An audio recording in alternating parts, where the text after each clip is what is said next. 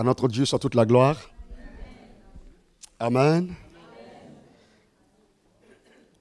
C'est vraiment une joie pour moi d'être parmi vous ce matin.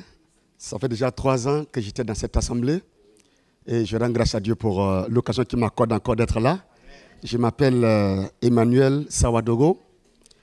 Je viens du Burkina Faso, un petit pays situé en Afrique de l'Ouest, précisément à Ouagadougou. Et je suis pasteur dans une église Assemblée de Dieu qu'on appelle Temple Péniel. Voilà, Péniel. Et là, je suis marié à une seule femme.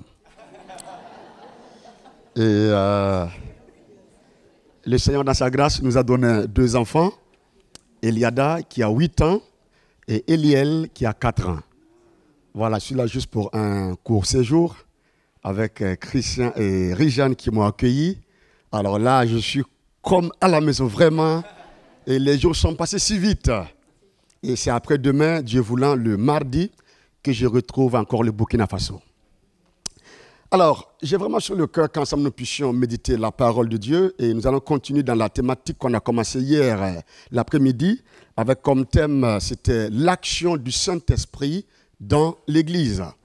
Et je crois que ce matin, Dieu va nous amener encore plus en profondeur au travers de sa parole pour nous faire vraiment du bien. Une lecture que je vous propose se trouve dans 2 Rois, chapitre 6, le verset 8, et nous lirons jusqu'au verset 17, si vous le voulez bien. 2 Rois, chapitre 6, nous commencerons à lire à partir du verset 8.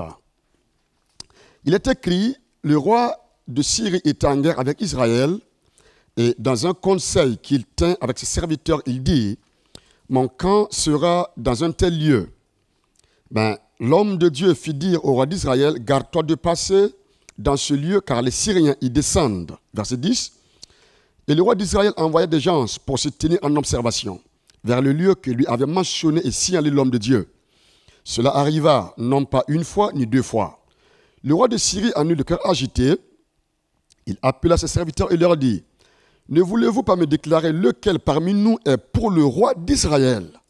L'un des serviteurs répondit, « Personne, ô mon Seigneur, mais Élisée, le prophète qui est en Israël, rapporte au roi d'Israël les paroles que tu prononces dans ta chambre à coucher. » J'aimerais qu'on retienne bien cette partie-là. Et le roi dit, « Allez et voyez où il est, et je le ferai prendre. » On vint lui dire, « Voici, il est à Dothan. » Il y envoyait des chevaux, des chars et une folle troupe qui arrivèrent de nuit et qui enveloppèrent la ville. Le serviteur de l'homme de Dieu se leva de bon matin et sortit, et voici une troupe entourait la ville avec des chevaux et des chars. Et le serviteur de l'homme de Dieu, et le serviteur dit à l'homme de Dieu, « Ah, mon Seigneur, comment ferons-nous » Verset 16. Il répondit, « Ne crains point, car ceux qui sont avec nous sont un plus grand nombre que ceux qui sont avec eux. » Verset 17, que j'aime très bien aussi. Élisée pria et dit, « Éternel, ouvre ses yeux pour qu'il voie. » Et l'Éternel ouvrit les yeux du serviteur qui vit la montagne pleine de chevaux et de chars de feu autour d'Élisée. Amen. Que Dieu bénisse ce matin la lecture de sa parole. Alors hier, dans l'après-midi, on a commencé une thématique sur le thème « L'action du Saint-Esprit dans l'Église ». Et nous avons vu que nous sommes dans un monde troublé par-ci, par-là. On entend des bruits de guerre, on entend le vent de l'épidémie, on entend des séismes par-ci, par-là, et on constate que nous sommes dans un monde qui va mal, de mal en mal et de mal en pire. Et là, le chrétien, sauvé par le sang de Jésus, il vit également dans ce monde. Mais à la seule différence que, étant dans ce monde, il marche vers la patrie céleste. Comment pourra-t-il y arriver étant entouré par tous ces maux? Et là, on a vu hier après-midi, Christ, avant de partir, connaissant ce qui allait arriver dans les derniers temps, il a dit, « Dès que j'arrive vers mon Père, je vous enverrai le Saint-Esprit qui est le consolateur. Quand il viendra, il va vous conduire dans toute la vérité. » Connaissant déjà ce que le monde allait être, il a promis le Saint-Esprit qui va venir accompagner le chrétien, accompagner l'Église pour que nous puissions arriver à bon port dans son royaume. Donc nous avons vu également quand l'Esprit Saint prend toute la place, qu'est-ce qui se passe? On a vu qu'il nous donne la force et il prend la faiblesse. Il nous aide dans les temps de prière. On a également vu, il nous donne ce courage de pouvoir témoigner et il accomplit là sa parole. C'est-à-dire, quand nous annonçons, il y a des signes et des miracles qui viennent pour certifier ce que nous disons. Alors, un élément très important que j'aimerais que nous puissions voir ce matin, c'est que ce Saint-Esprit-là, qui est une promesse de Dieu pour vous et pour moi, pour chacun d'entre nous, il y a une autre dimension qu'il nous faut également avoir pour mieux marcher ou pour avoir une victoire dans la marche vers la patrie céleste. Ça, c'est la vue spirituelle. La vue spirituelle. Vous savez, tel le corps physique, nous avons besoin de voir pour marcher. Amen. Nous avons besoin de voir pour aller, pour venir, pour voyager, pour faire nos activités. Imaginez-vous un peu un temps, soit peu, on vous met dans une pièce où vous n'avez jamais été, puis on éteint la lampe. Tout est noir par-ci, par-là. Et on vous demande de trouver la porte et de sortir. Bien sûr, on va y arriver. Mais ça prendra un peu plus de temps. C'est parce que nous ne voyons pas. On est privé de l'acuité visuelle.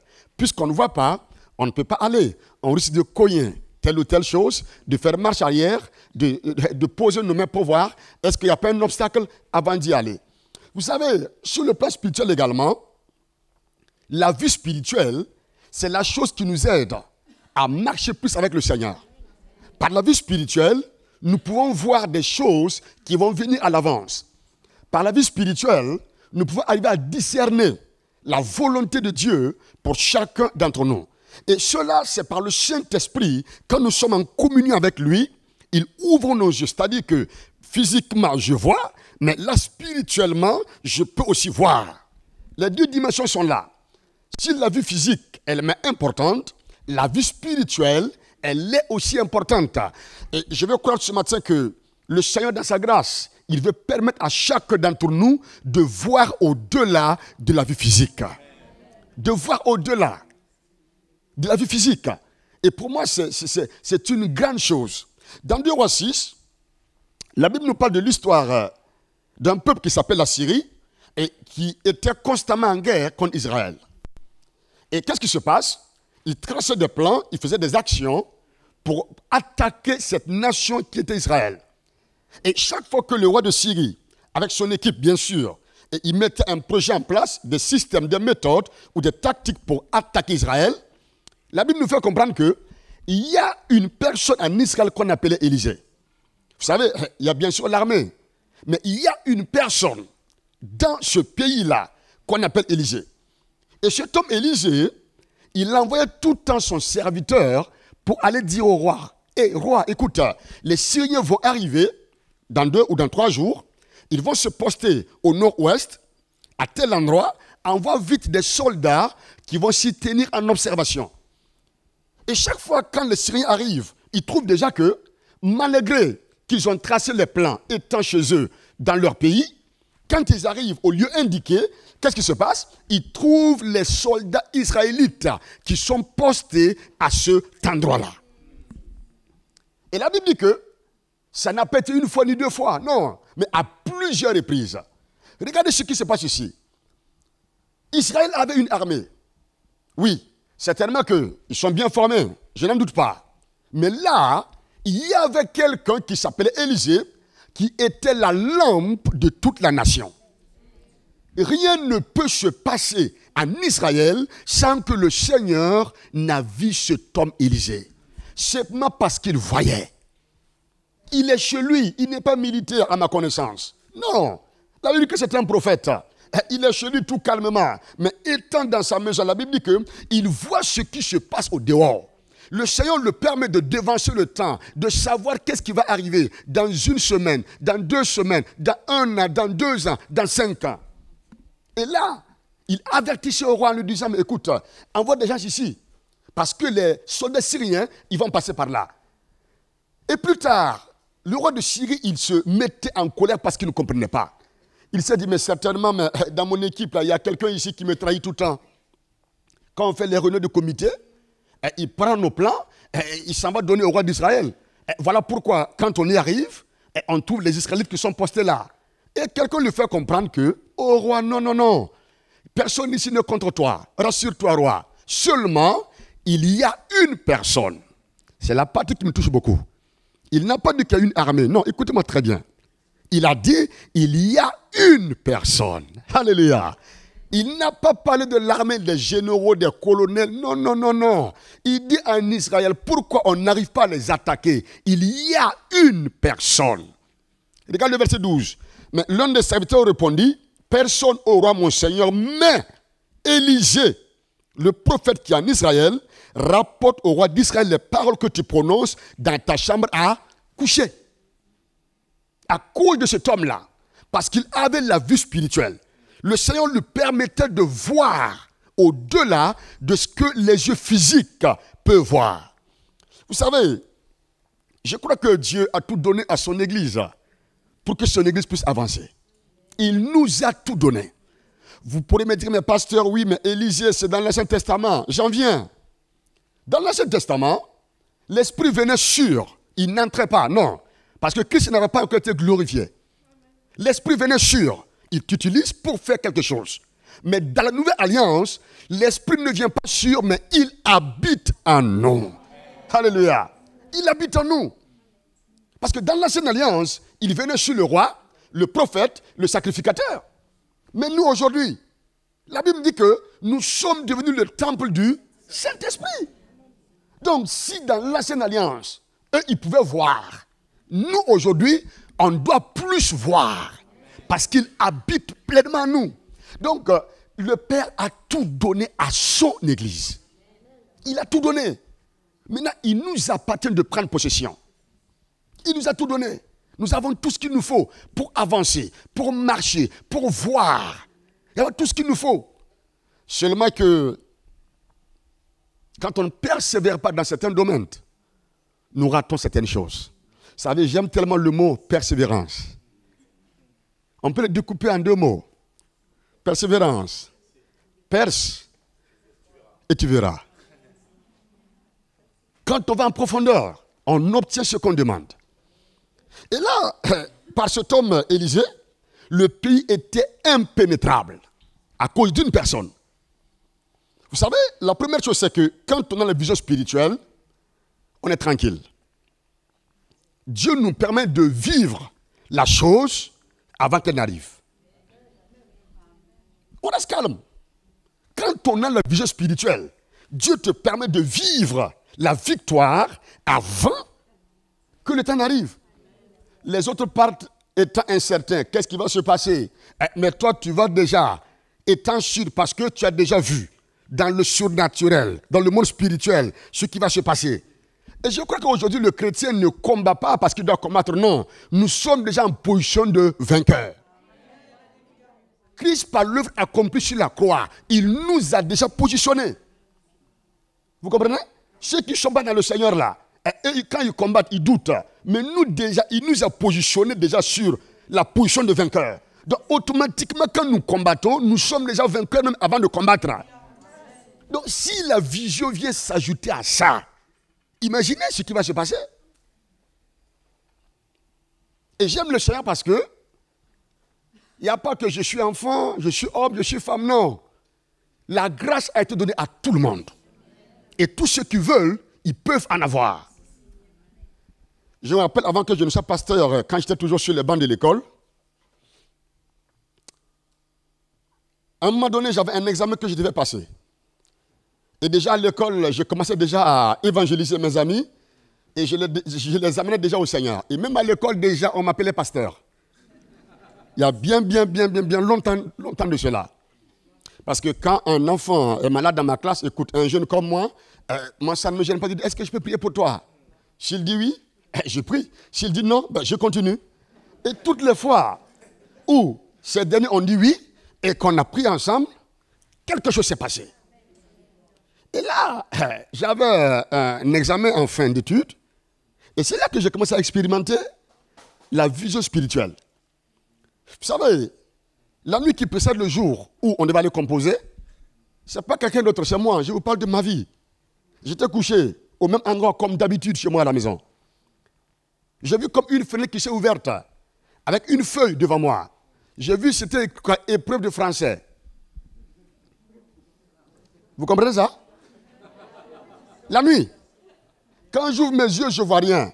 Quand je les ferme, je lis le sujet jusqu'en bas. Les questions sont là, expressions, expliquer tel, tout est là. Qu'est-ce que j'ai fait? J'ai regardé comme il faut. Je regarde les questions. Non mais attends. Le matin, j'arrive, les profs, ils arrivent. Ils disent, ah, chers étudiants, ne paniquez pas. Chers étudiants, soyez calmes, les sujets sont abordables. Ce qu'ils n'ont pas compris, c'est que, moi, mon Dieu, là, il m'a révélé le sujet quand je dormais chez moi à la maison. Ah, c'est ça. C'est-à-dire, j'avais une longueur d'avance sur eux tous. Ils distribuent les sujets. Quand j'ai pris, c'est ce que j'ai vu. Sujet de 4h, 1h30, moi j'ai fini. Parce que la nuit, j'ai passé mon temps à traiter ça dans mon sommeil. C'est ça. Comment? Donc, je dépose. Il me dit, mais jeune homme, tu as déjà fini? J'ai dit, oui, ça ne vous inquiétez pas. Pendant que les autres élèves sont en train de suer, la sueur coule. Moi, je suis dehors en train de chanter. Parce que la nuit, j'ai passé mon temps à traiter ça dans ma chambre. Vous comprenez ça? Les autres épreuves étaient à 15h. Donc, on a fini à 11h. Moi, je rentre chez moi encore pour me reposer juste un peu. Et qu'est-ce qui se passe? Les quelques 30 minutes de sommeil, épreuve de mathématiques, ça apparaît. Dans mon sommeil, j'ai encore traité ça. Tu comprends? Vous savez, frères et sœurs, quand l'esprit vient, dans quel que soit le domaine où tu interviens là, il va t'amener à exceller. Regardez même les gens comme les Daniel. La Bible dit quoi? Parmi ceux qu'on a choisis, hein, et qui ont des tâches à œuvrer, la Bible dit quoi? Daniel avait un esprit supérieur. Pourquoi? C'est ça. L'esprit de Dieu. Quel que soit le domaine où nous sommes, écoutez très bien. Si nous sommes avec lui et qu'il nous amène dans une nouvelle dimension, on va exceller. Quel que soit alpha, on va exceller. Je me rappelle l'année passée, dans le mois d'août, à l'église, j'ai organisé un camp avec les adolescents de l'église. Peut-être quoi, 90 jeunes, entre 12 à 18 ans, ou bien 19 ans, pendant une semaine. Et j'ai passé mon temps sur ce texte-là, la vision spirituelle. Et dès la première soirée, on a prié par rapport à ça. Le lendemain, avant que je commence à enseigner, il lève les mains. Pasteur, la nuit quand on dormait, j'ai vu.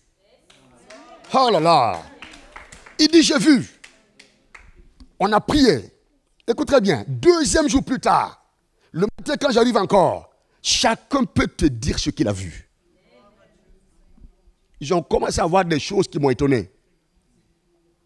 D'autres ont vu des choses dans leur maison. Ils sont allés voir les parents. Et les parents savent que l'enfant ne peut pas être au courant de ça si ce n'est pas Dieu.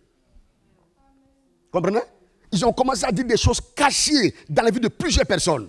C'est Dieu qui fait ça. Quand on prend du temps et qu'il nous amène dans une dimension donnée et que les écailles tombent dans nos yeux, nous entrons dans le surnaturel. On commence à voir des choses que l'œil physique ne peut pas voir. Et vous savez, la vision spirituelle, elle a des dimensions. Dieu ne confie jamais une grande chose à une personne directement. Non. Non. Une grande chose, tu le confies directement, pas question. Il t'amène étape par étape. Regarde Joseph. Il a d'abord su diriger la maison de Potiphar. Après là, il a réussi. Malgré Madame Potiphar, tout ça, il s'en est sorti. Dieu dit, ah, voilà. Là maintenant, la maison de Potiphar, là, ils étaient au nombre de combien? Je ne sais pas, ce n'est pas écrit. Mais une maison approximativement, maximum 10-15, vous êtes d'accord avec moi? Ou bien plus, je ne sais pas, selon les continents ou les pays. Mais de là, il passe un grade supérieur. De la maison de Potiphar, il va maintenant aller en prison, où il sera chef. Ah. Vous comprenez, non? Ça avance. Il dirigeait une maison, maintenant il dirige quoi? La prison. Et je pense qu'au moins, la prison, il y aura plus de monde que la maison. Donc, il est passé en grade supérieur. Et plus tard, de la prison, il va diriger quoi? Tout l'Égypte. il nous conduit petit à petit vers quelque chose de grand. Quand il nous donne et que nous sommes fidèles, il augmente. Quand il nous envoie et que nous sommes fidèles, il ajoute. Et vous savez, dans cette vision, il y a des dimensions incroyables. La première dimension, c'est que dans ton sommeil, le Seigneur peut te parler de quelque chose. Je n'aurai pas le temps pour arriver sur l'aspect de discerner la voix de Dieu. Voilà. Ça, c'est peut-être un autre domaine. Parce que vous savez, Dieu parle. On a aussi nos pensées. Satan aussi parle. Souvent, je vois des gens qui disent, ah, pasteur, Dieu m'a parlé. Attends. Attends. Regarde ce que tu vis par rapport à ce que tu as entendu. Est-ce que tu as su que ça, c'est Dieu? Voilà. On a aussi nos pensées. Mais ça, c'est un autre domaine. Arriver à discerner, vous comprenez? À discerner, à regarder par rapport aux Écritures, ce que j'ai entendu, si ça vient vraiment de Dieu. Ça, c'est important. Hein? Et là, quand on dort, on voit. Et si on est fidèle, il nous amène à une étape supérieure. On commence à entendre sa voix après avoir prié. Tu pries, il te parle. Comme vous et moi, on est en train d'échanger. Après, à un moment donné, tu ne pries même pas. Tu es peut-être au volant de la voiture. Ou bien dans ton atelier. Et paf, il te communique quelque chose. Parce que là, le ciel est déjà ouvert. Vous savez, quand on arrive à cette dimension-là, on connaît, c'est-à-dire l'oreille est habituée à entendre sa voix. Je crois que je ne connais pas plusieurs d'entre vous, mais je connais le pasteur Joël. Si moi, je vous appelle, un exemple, au téléphone, il faut que je dise, moi c'est Emmanuel Sawadogo, je suis du Burkina Faso, parce que par ma voix, vous ne me reconnaissez pas. Alors, si le pasteur Joël, je l'appelle, avec un autre numéro qu'il ne connaît pas, dès que je dis bonjour pasteur Joël, il sait déjà que le numéro je ne connais pas, mais la voix, c'est la voix de un tel. Quand on arrive, quand l'oreille arrive à connaître, à s'habituer à la voix de Dieu, quand le Seigneur parle, nous savons que c'est lui qui a parlé. Et là, qu'est-ce qui se passe avec cet homme, Élisée? Tout le temps, il déjoue les plans des Syriens. Jusqu'à un moment donné, le roi de Syrie n'en pouvait plus. Il dit, mais voilà, pour attaquer Israël, voici la clé. On va saisir celui qui voit. Mais, vous savez, moi, je me suis posé des questions. Si déjà, il est chez lui, il te voit, toi en Syrie, hein? Quand tu prends la décision pour venir le saisir, là, tu penses qu'il ne te voit pas? Non, attends, comment? Mais il te voit. Il est chez lui. Il te voyait depuis en Syrie. Et maintenant, tu décides de t'approcher encore. Mais il va plus te voir. C'est ça. Il dit, allez-y, cet homme Élisée là, il faut le saisir. Saisissez-le, hein. Il faut l'amener ici. Et après qu'on pourra attaquer Israël. Qu'est-ce que la Bible dit? Il est chez lui calmement. Oh, j'aime le Seigneur. J'aime le Seigneur, j'aime le Seigneur. Vous savez, quand on est avec Dieu, on est en paix. Quand on est avec Dieu, on est dans la joie. Quand on est avec Dieu, il ne peut que confirmer sa parole. Quand on est avec Dieu, on ne peut que se réjouir tous les jours. Et là, qu'est-ce qui se passe? L'armée, très tôt le matin, ils viennent entourer l'endroit où était Élisée. Et moi, ce qui m'impressionne, le serviteur d'Élisée, qui était là, il se lève de bon matin, comme tout bon serviteur, qui se lève avant son maître. Mais son défaut, c'est que quoi? Il ne voyait pas. C'est ce que j'ai dit hier soir. Les disciples ont vu quoi? Jésus chasser les démons, guérir les malades, ressusciter les morts. Mais face au fils du monsieur là, qui était tourmenté par un esprit, ils n'ont pas pu chasser le démon. C'est pas ça? Ils se sont vus impuissants. Pourtant, ils sont des disciples de Jésus. Un disciple, c'est quoi? C'est un apprenti, un suiviste. Et qui est appelé à devenir comme son maître. Mais là, on voit un serviteur qui est là, qui sert le maître. Le maître voit, mais lui ne voit pas. Il a les yeux physiques pour voir quoi? Hamburger, shawarma, ou je ne sais pas quoi, mais la vie spirituelle, il n'a pas ça. Il se lève le matin, il sort, qu'est-ce qu'il voit? Une armée. Il a eu peur. Il court, il rentre pour réveiller le prophète. Il dit, prophète, lève-toi parce qu'aujourd'hui là, on a chaud, hein? C'est fini comme ça pour nous. C'est fini. Vous savez, quand on voit plus fort que nous, on ne peut que trembler. Regardez dans 1 Samuel 17, David et Goliath. Vous voyez, non? Ses frères sont allés pour faire quoi? Combattre. Goliath sort. Il n'a pas encore touché quelqu'un. Hein? Il sort, il parle seulement. On dit quand il parle, les frères de David, tout Israël tremble. Il ne t'a pas encore touché. Bon, toi, tu vas pour combattre contre quelqu'un. Il ne t'a pas encore touché. Il t'a juste parlé. Et tu trembles. C'est qu'il y a un problème. Vous comprenez? Ce jeune homme, il sort, il voit l'armée. Il est troublé. Il rentre pour réveiller Élisée. Il dit, mais maître, sors parce qu'aujourd'hui, là, on aurait un problème. Il dit, oh là là, serviteur, calme-toi. Regarde, ceux qui sont avec nous là, ils sont plus grands, mais le serviteur ne voit pas ça.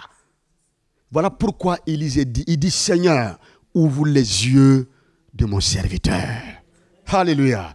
Ouvre ses yeux pour qu'il puisse voir que ceux qui sont avec nous, ils sont en plus grand nombre que ceux qui sont avec eux. Quand il a eu les yeux ouverts, il commence à rester quoi? Tranquille. Vous savez, quand on voit l'armée céleste qui est positionnée, on n'a plus de crainte. Quand on voit la présence de Dieu qui nous environne, quelles que soient les preuves, les difficultés, on reste serein.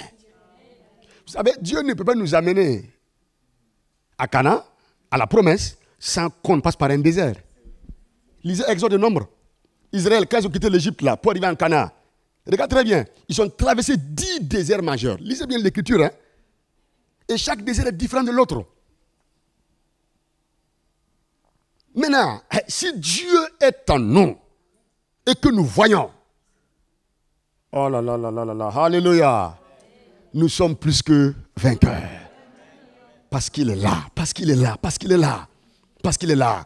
Quand le serviteur a eu les yeux ouverts, il est resté tranquille. L'armée physique est là, je le vois par les yeux physiques.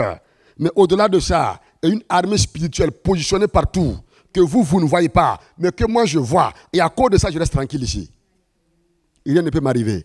Voilà pourquoi souvent, frères et sœurs, quand on est en intimité avec Dieu, quand nous voyons, le monde pense que nous sommes fous. Parce qu'eux, ils ne voient pas ce que nous voyons. Vous comprenez ça? Ils pensent que nous sommes fous. Je me rappelle un jour, j'ai pris un avion qui a failli faire un crash.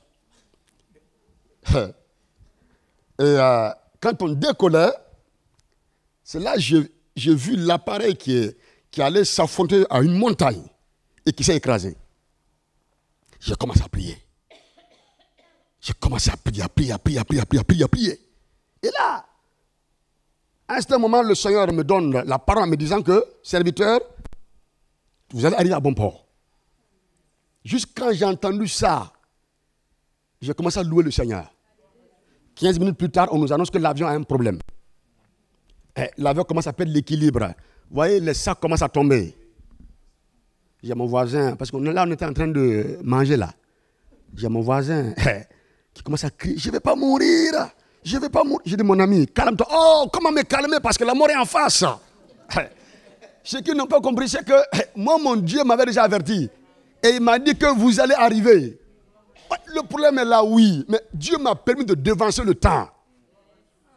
Moi, ça me tranquillise. J'ai pris ma Bible, Psaume 23. Je lisais, l'Éternel est mon berger, je ne manquerai de rien.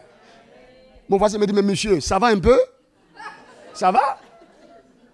On veut cracher et toi tu lis un roman. J'ai dit, ça c'est pas un roman, ça c'est la Bible. Alléluia. Mais c'est ça.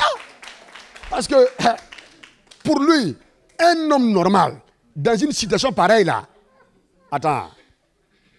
Non.